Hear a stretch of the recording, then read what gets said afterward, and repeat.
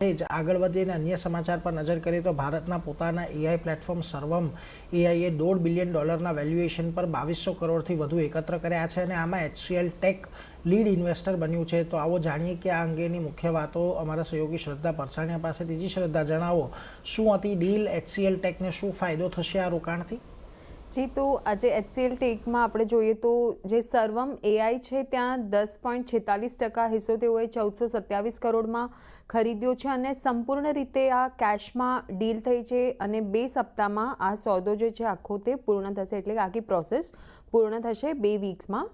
સર્વમ $1.5 billion valuation પર $300 million એકત્ર કરી રહ્યું છે અને HCL ટેકની સાથે peak x i, બેસેમેર venture, Khosla ventures એ પણ રોકાણ કર્યું છે HCL ટેકની સાથે.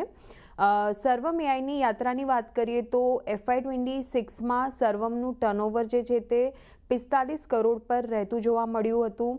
બેંગલુરુ સ્થિત દેશની મોટી એઆઈ કંપની છે અને ટેક્સ્ટ અને અન્ય ફોર્મેટમાં એડવાન્સ એઆઈ મોડલ તેઓ બનાવે છે. હવે HCL ટેક માટે શા માટે આ મહત્વનું છે? તો સર્વમમાં માઇનોરિટી હિસ્સો તેમજ નાણાકીય અસર અહીંયાથી મર્યાદિત રહી શકે છે. સોવરિન એઆઈ થીમ આસપાસ સ્ટ્રેટેજિક ફાયદો અહીંયાથી કંપનીને મળતો જોવા મળી શકે છે અને સાથે જ ઇન્ડસ્ટ્રી અને ક્લાયન્ટ મુજબ લેંગ્વેજ મોડલ અને એઆઈ સોલ્યુશન પણ અહીંયાથી બનાવી શકે છે કંપની. સર્વમની મલ્ટીલિંગ્યુઅલ એઆઈ ક્ષમતાનો ભારત તેમજ વિશ્વને અહીંયાથી ફાયદો મળતો જોવા મળી શકે છે. તો આ બધા ફાયદા છે HCL ટેક માટે. હવે HCL ટેક પર ત્યારબાદ નોમરા તરફથી એક રિપોર્ટ આવ્યો છે.